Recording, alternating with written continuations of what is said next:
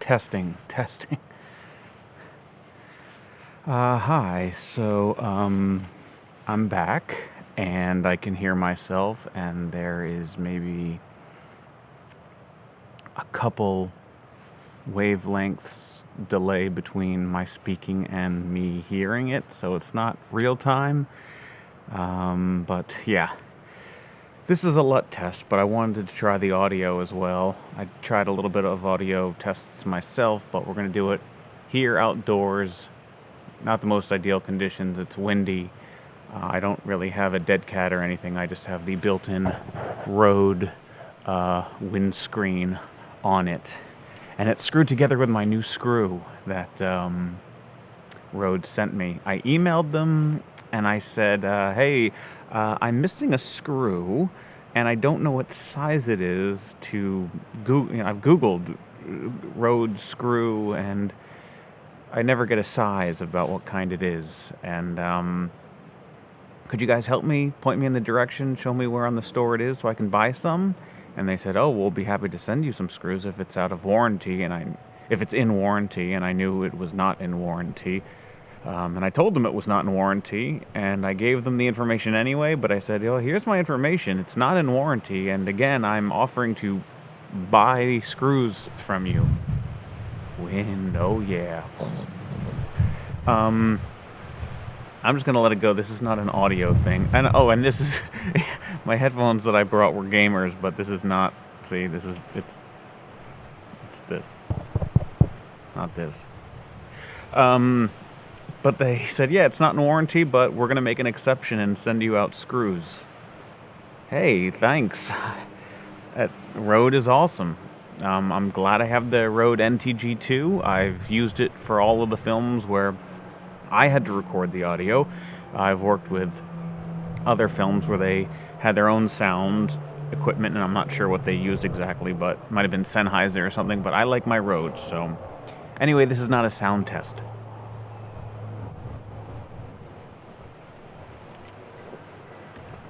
This is me filming at the cloud white balance, right?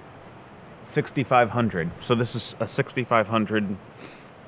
Oh, wait, now I see the lines. Am I in focus? Do I have to back up? Was I? I don't know. This dang monitor, it's too small. I can't see if I'm in focus or not. Okay.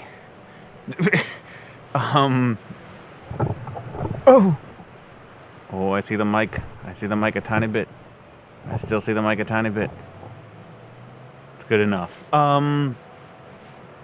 So this is a LUT test. I'm recording with the white balance, as I said. And I figured instead of doing a bunch of little clips where the LUT is applied and burned into the clip in camera, which the only reason I did it was just to test that feature. I wanted to see what the LUTs looked like when they were put into the camera and burned into the clip. Also, I was curious that some of these clips were not, some of these LUTs were not made for the Blackmagic. In my research, it needs 16, 30, 16, I forgot what the other one is, and 33. 16, 33, and I don't know if there's one in the middle or one below 16. And it had to be under 1.5 megabytes. And I thought there were LUTs that were 16 by 16 by 16, and they were like 753K, and I loaded them into the Blackmagic, and it didn't work. And in that LUTS program, it looked like, in the information, I took the LUTs that came with this camera, and I exported them out to my computer and brought them into LUTS to see what LUTS had to say about them. Lattice. And I think the Blackmagic camera LUTs said Resolve, while these other ones, the ones that didn't work, said Resolve Legacy. So maybe I didn't need to convert them to 64. I didn't need to convert them to 33 if they were at 16 or whatever. I just needed to switch it from Resolve to Resolve Legacy. So I'll play around with that too. But Anyway, I just wanted to see how those would work after they were converted to work on the camera, how they would look on the camera. I don't know what converting from 16 to 32 would do, what 64 to 32 would do. So those were all just those tests. But now I'm going to take this one clip, and as I speak, I'm just going to start throwing on LUT after LUT after LUT so we can see different looks in post. And maybe I'll try it at 100%, and then one time at like 50%. We'll see. And yeah, this is going to be a big learning curve for me, all of this this new way of recording, because I come from a GH4 previously that just shot H.264. It eventually came out with a Vlog upgrade for $99, and I considered it, but after some research, the conclusion seemed to be Vlog is not going to really do much on a camera that only records 8-bit color anyway. So, GH4 with 8-bit, the Vlog isn't really going to do much. It helped it a little bit, but then it seemed to give you other negatives. There were positives with it, but it came with those negative trade-offs. And I'm like, I don't want to spend $99 to gain something, but then have more difficulty somewhere else. I don't need that nonsense. For $99 in the upgrade process, you can't just email me the code that I just digitally plug in. You have to give me a physical card. It's ridiculous. I'm not doing that. So I waited, and the GH5 came out, but I continued to wait because I was liking what I was getting with my camera. I was messing with all the settings in the GH4, and I ended up just trying to make the footage look as good as possible in camera, because I wasn't liking any of the results. Maybe it was my workflow, I was doing something wrong. I didn't like the results using Cinelike D and then making changes in post. I was never happy with it. But when I did Cinelike V, where it looked a lot contrastier, but the colors looked a lot better, I just went with that, and I just I made sure not to shoot things that were too black, and I had some grays in there, and that worked out the best for me. So anyway, long story short, long story long, we are now here. I can take this off. So now we are here with this Blackmagic, and I was doing a lot of research on this. I knew the battery life was nowhere near what it was like with the GH4, but that's going to be expected when it's shooting 6K RAW compared to 4K, compressed 4K H.264.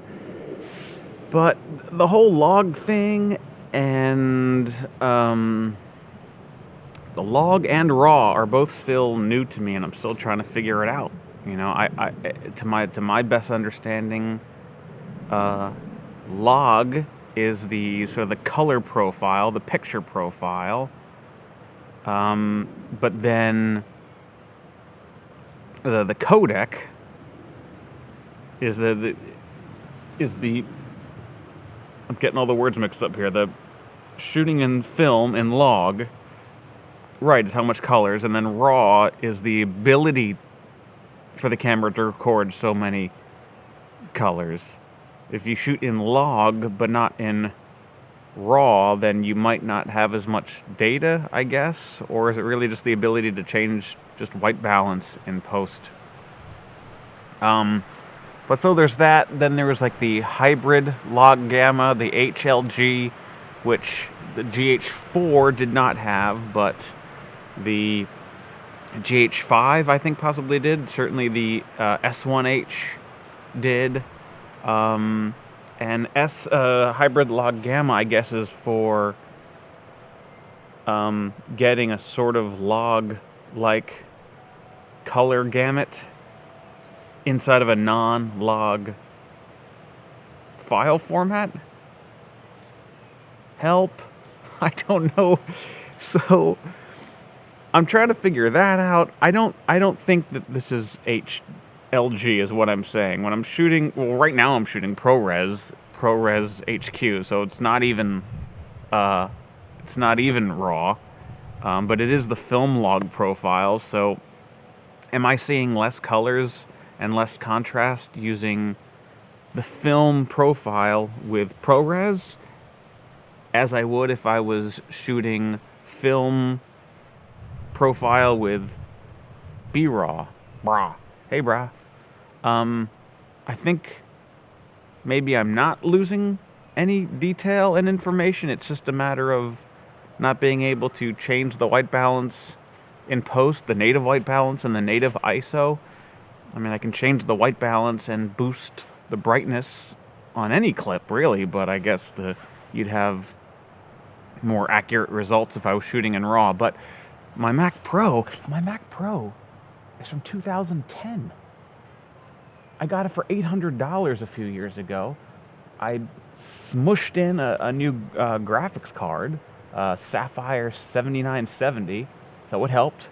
I smushed in an SSD in there, a Conair? No, that's a movie. You know, something with a C. It's got a little blue sticker, an SSD for my boot drive, that helped. And I got the, what is it called? From Otherworld Computing. Not the Sapphire.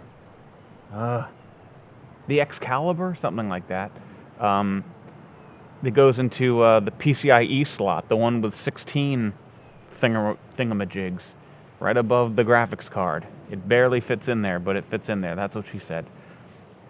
So it's been keeping my computer running. I was able to edit my 4K GH4 footage pretty smoothly with color correction and titles and all that, and it didn't really hiccup too much. And if it did, I would switch it to lower resolution, you know, performance mode, and it was fine.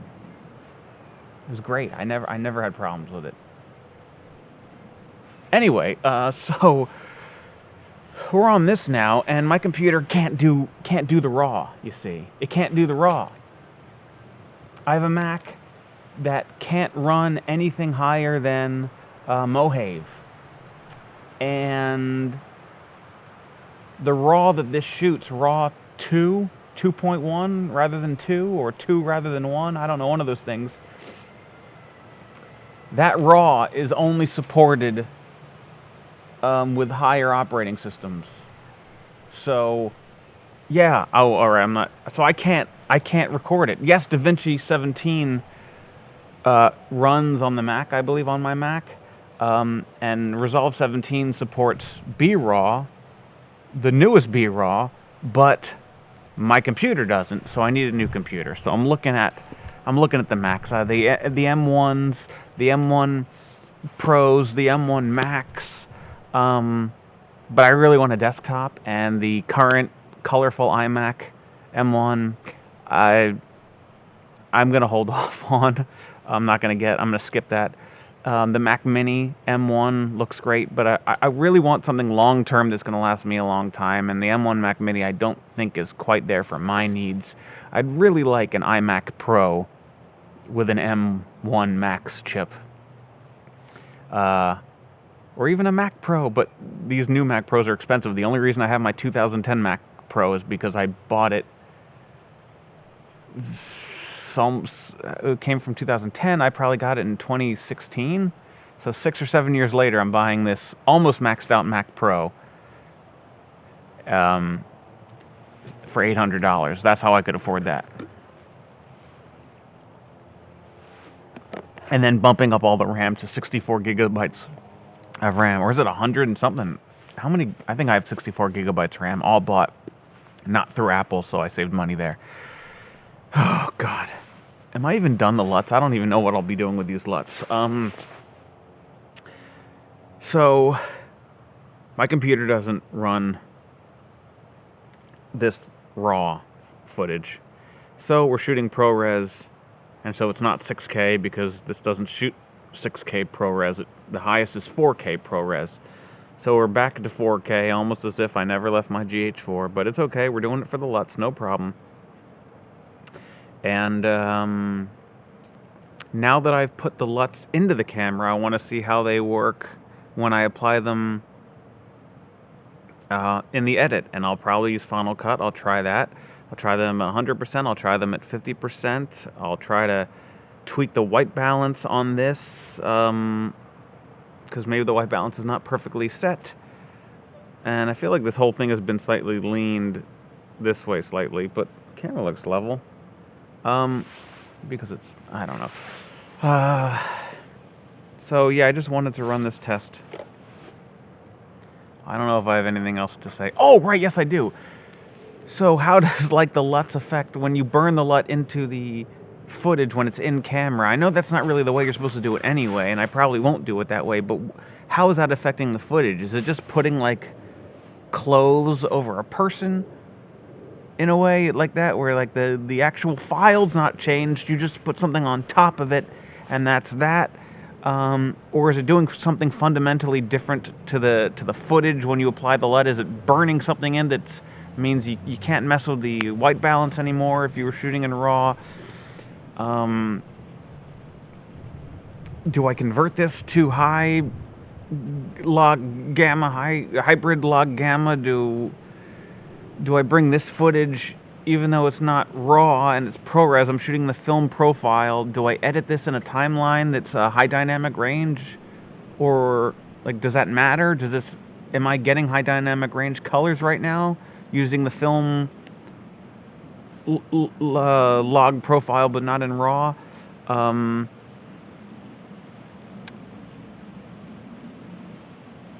don't know. Like, I don't think I would be going out for hybrid log gamma HLG. I know YouTube supports it, but most monitors don't. So unless most people are watching YouTube on their TVs, and maybe they are, but then that's going to be there's no point in doing that unless they are, and they're probably watching on their phones and stuff. And I don't know how many phones support HLG. They support HDR, but is HDR and HLG basically the same thing in the phone screen, iPad space? I'm not sure either. So there's just a lot of research I got to do. I did so much research on the camera, and there's just still so much more research to go. I was telling everybody before I purchased this camera, no matter how much research I do before buying the camera, I still have to get the camera, and then it will open up my mind to all the other things I will have to do. That's been the case with every one of my cameras. I think I say the exact same thing. I think I say this exact same thing on my GH4 test video. I have one somewhere. I think it might be on YouTube, and I say the exact same thing. That's just how I've always felt about it. So I guess we're at 18 minutes. I'm curious now, do I have one clip that's 18 minutes long, or does this split it up into a bunch of little clips? Because, man, just these clips were huge even when they were only a minute long. So we'll see what happens at 18 minutes. I'm very curious. If you stuck through this, fantastic. And I'll see you in the next one.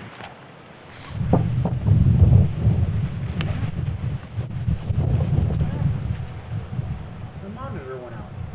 My monitor cut out just as I finished. How about that? The batteries died just at the end there.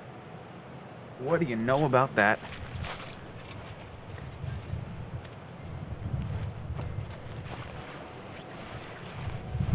Hey, the monitor's back. What the freak? I must have bumped the monitor a little bit.